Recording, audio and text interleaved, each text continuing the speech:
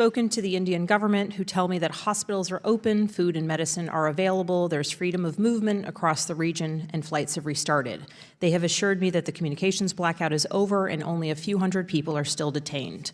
But I have also met with my constituents, residents of Central Virginia, who have families and loved ones in Kashmir, and they have told me very different stories.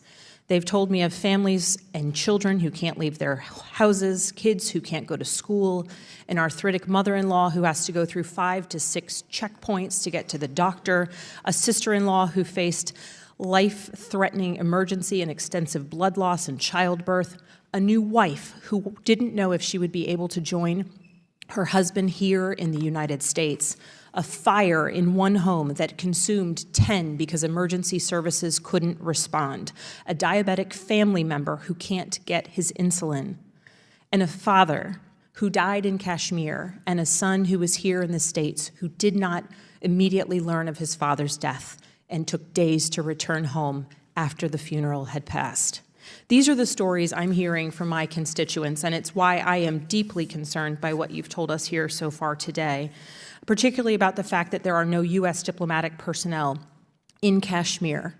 And so my questions for you is, how are we getting sources of information? I am a former intelligence officer. I was trained to seek objective, verifiable information that we can examine a problem and address it. But we have 2 conflicting accounts of what's occurring in Kashmir, and I want to find out the truth. There's limited reporting in the press, and my question to you is, how can we get to the bottom of this?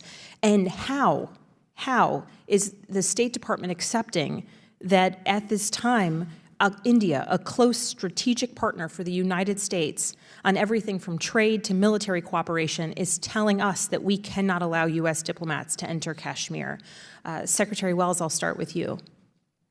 No, thank you, and I appreciate the concerns that you raise, and we've heard these directly too in our conversations with Kashmiris and people from the region.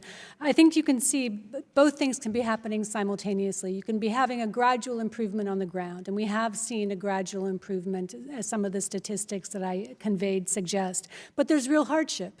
You know, there's absolute real hardship, inconvenience, and when you don't have the kind of open media and open communications, it makes it harder even for the government to understand the disruptions that its policies could be causing. And ma'am, let me ask an additional question. Among the most disturbing of the allegations that I've heard is that children as young as 10 years old have been, quote, preventatively detained under the Public Safety Act.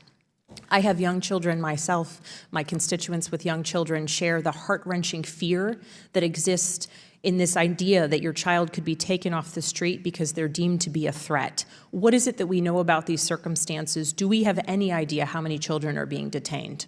I don't have data. There have been allegations made that children have been taken into custody as part, typically, of either stone pelting demonstrations. The statistics on detentions are very ambiguous. We know that thousands of people have been detained. Most of those have been detained and released, but there is a core, larger group, hundreds of individuals who remain under detention of one form or another, whether it is the Public Safety Act or other legal mechanisms, including mainstream politicians who are, whose counsel and participation in political life, I suspect, will be part of a solution in Kashmir.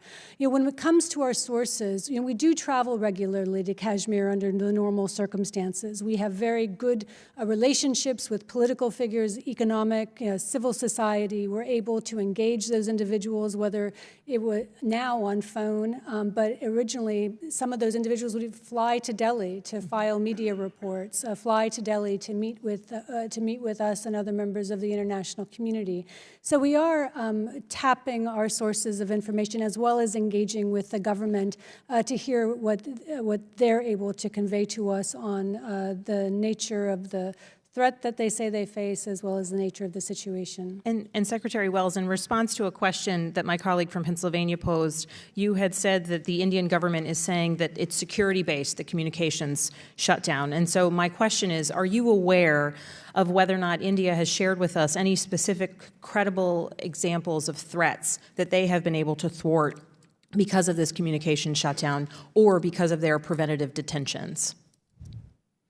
I'm not going to be able to comment on that, but in general, we do have very close relations with Indian intelligence services, and we do see support. There is a militancy in Kashmir. There are terrorist groups who operate in Kashmir and who try to take advantage of political and social disaffection. So I understand that as a former intelligence officer, I do take security threats very seriously. Mr. Chairman, I would love if we could perhaps have a classified hearing to determine if, in fact, there are credible threats that we've been made aware of as allies and partners with India that perhaps have been the background for these breakdowns.